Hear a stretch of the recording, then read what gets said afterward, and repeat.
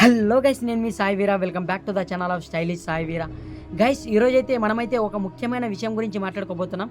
అదేమిటంటే హిందువులు అసలు ఎందుకు ఆవును పూజిస్తారు, దాని వెనకాల ఉన్న నిజాలేమిటి అనే దాని గురించి అయితే మాట్లాడుకోబోతున్నాం.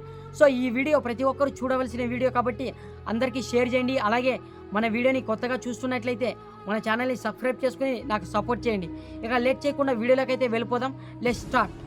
గైస్, మన దేశంలో ఒక ఆశ్చర్యకరమైన విషయం అయితే ఉంది. ప్రపంచంలో ఉన్న చాలా దేశాలు మన ఆవుని కేవలం ఒక జంతువుగానే చూస్తారు. కానీ మన భారతదేశంలో ఆవుని గోమాత అని పిలుస్తారు. ఆవుకి పూజలు చేస్తారు, అలాగే పండుగలు జరుపుకుంటారు.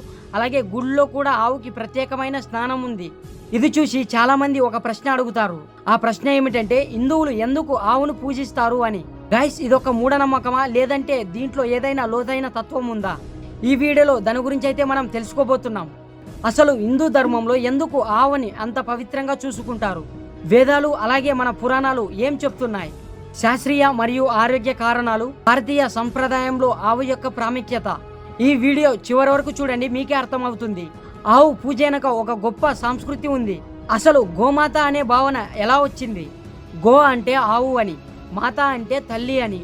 అంటే ఆవును తల్లిలా భావించడం.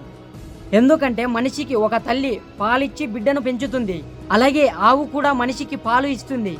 ఆ పాలు చిన్న పిల్లల నుంచి పెద్దవాళ్ళ వరకు అందరికీ ఉపయోగపడతాయి. మన పురాతనమైన మనుషులు ఆవును జంతువులాగా చూసేవాళ్ళు కాదు, దాన్ని ఒక కుటుంబ సభ్యురాలుగా చూసేవారు. అసలు వేదాలలో ఆవుకి ఎంత స్థానం ఉందో తెలుసా?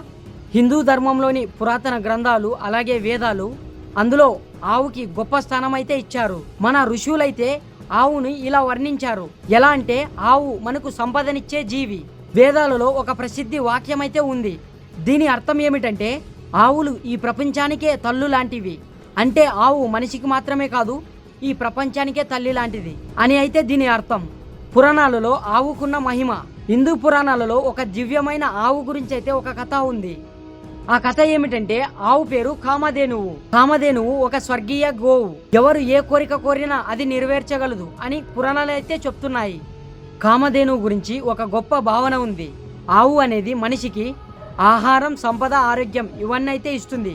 అందుకే దానిని సంపూర్ణ జీవనానికి ప్రతీకంగా భావించారు. నిజంగా చెప్పాలంటే ప్రతి ఒక్క హిందువు ఈ ఆవులో దేవతలు నివసిస్తారు అని అయితే భావిస్తారు. హిందూ సాంప్రదాయం ప్రకారం ఆవులో 33 కోట్ల దేవతలైతే నివసిస్తారు అని అయితే భావిస్తారు. ఇది నిజంగా అక్షరార్థంలో మాత్రం చెప్పలేదు, దీనికి ఒక తత్వం అర్థం ఉంది. ఆవును ప్రకృతి యొక్క ప్రతీక అని అంటారు. దాని అర్థం ఏమిటంటే, ఈ ప్రకృతిలో ఉన్న ప్రతి ఒక్క శక్తి ఆవు యొక్క శరీరంలో ప్రతిబింబిస్తుంది అని అయితే భావిస్తున్నారు. తర్వాత విషయం ఏమిటంటే, శ్రీకృష్ణుడు మరియు ఆవు. హిందూ సాంప్రదాయంలో ఆవు పూజకు ముఖ్యమైన కారణమైతే ఉంది. కృష్ణుడు చిన్నప్పటి నుంచి గోపాలుడుగా అయితే జీవించాడు. అతడు ఆవుని కాపాడేవాడు, ఆవుని ప్రేమించేవాడు, వాటితో జీవించేవాడు. అందుకే అతనిని గోపాల కృష్ణుడు అని అయితే పిలిచేవారు. కృష్ణుని యొక్క జీవితం మనకు ఒక గొప్ప సందేశాన్ని ఇస్తుంది. అది ఏమిటంటే, ప్రకృతిని ప్రేమించాలి, జంతువులను కాపాడాలి. అలాగే భారతీయ వ్యవసాయంలో ఆవు యొక్క పాత్ర. పురాతనమైన భారతదేశంలో రైతుకు ఆవు చాలా ముఖ్య పాత్ర పోషించింది. ఎందుకంటే వ్యవసాయం పూర్తిగా ఆవులపై అయితే ఆధారపడి ఉండేది. ఉదాహరణకు ఎద్దులు పొలాలనైతే దున్నేవి. అలాగే ఇప్పుడు ఆవు పాలు, దాని యొక్క ఆరోగ్య రహస్యం, దాని గురించి అయితే తెలుసుకుందాం. ఆవు పాలు తాగడం వల్ల మన ఆరోగ్యానికి చాలా మంచిది. కాల్షియం, ప్రోటీన్, విటమిన్ B12 అలాగే పొటాషియం ఇవన్నీ పాలలో ఉంటాయి. ఇవి మన శరీరానికి చాలా అవసరం. అందుకే చిన్నపిల్లలకు కూడా ఆవు పాలు ఇచ్చేవారు. గైస్, మీరు ఒక నిజం చెప్తే మీరు నమ్మరు. అదేమిటంటే, ఆవు పేడ అనేది ఈ యొక్క ప్రకృతికి స్నేహితుడు లాంటిది. మనకు తెలియని విషయం ఏమిటంటే, ఆవు పేడతో కూడా చాలా ఉపయోగాలు ఉన్నాయి. పురాతన కాలంలో ఆవు పేడనైతే ప్రజలు ఇలా ఉపయోగించేవారు. ఇంధనం అలాగే ఎరువు, లేకపోతే ఇళ్లకు పూసుకునేవారు. ఇలా చేయడం వల్ల పర్యావరణానికి ఎటువంటి హాని కలిగేది కాదు. అప్పుడు గోబర్ అనేది ఎక్కువగా ఉపయోగపడేది. అలాగే ఆవు నుంచి వచ్చిన పాలు ఆహారంగా ఉపయోగించబడేవి. ఒక కుటుంబానికి ఒక ఆవు ఉంటే అది ఒక ఆర్థిక భద్రత లాంటిది. అందుకే ఆవును సంపదగా భావించారు. ఇలా చేయడం వల్ల ప్రకృతికి ఎలాంటి హానికరం ఉండేది కాదు. అందుకే ఆవు పేడ అనేది చాలా ముఖ్యమైనది. గైస్, ఇప్పుడైతే ఆవు పూజ వెనక తత్వం అయితే తెలుసుకుందాం. ఆవుకు హిందూ ధర్మంలో గొప్ప తత్వం అయితే ఉండేది. అదేమిటంటే, ప్రపంచంలో ఉన్న ప్రతి ఒక్క జీవిని గౌరవించాలి. ఆవు పూజ కూడా అదే భావనను చూపిస్తుంది. అది మనకు ఒక సందేశం ఇస్తుంది. అది ఏమిటంటే ప్రకృతిని కాపాడాలి, జంతువులను రక్షించాలి, జీవజాలాన్ని అయితే గౌరవించాలి.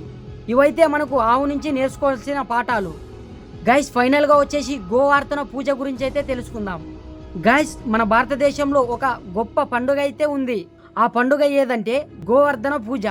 ఈ పండుగలో ఏం చేసేవారంటే ఆవులకు పూజ చేసేవారు, వాటిని చాలా బాగా అలంకరించేవారు, అలాగే వాటికి తినడానికైతే ప్రత్యేకమైన ఆహారాన్ని పెట్టేవారు. ఈ పండుగ ద్వారా మనకైతే ఒక ముఖ్యమైన విషయాన్ని అయితే గుర్తు చేసేవారు. ఆ విశేషం ఏమిటంటే మన జీవితం అనేది ఈ ప్రకృతి పైన ఆధారపడి ఉంది అని అయితే తెలిపేవారు.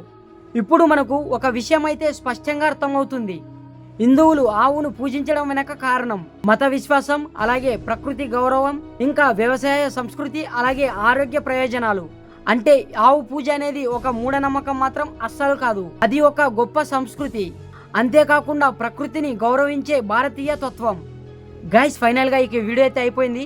ఎవరైతే ఇంకా మన వీడియోని చూస్తున్నారో వాళ్ళైతే మన ఛానల్ని సబ్స్క్రైబ్ చేసుకొని లైక్ కొట్టి నాకైతే సపోర్ట్ చేయండి. అలాగే ఈ ఆవు గురించి వీడియో ఎలా అనిపించిందో కింద కామెంట్ బాక్స్లో కామెంట్ చేసి నాకైతే తెలియజేయండి. మరీ మంచి వీడియోలతో అయితే మీ ముందుకు వస్తాను. నేను మీ సాయి వీర. జై హింద్.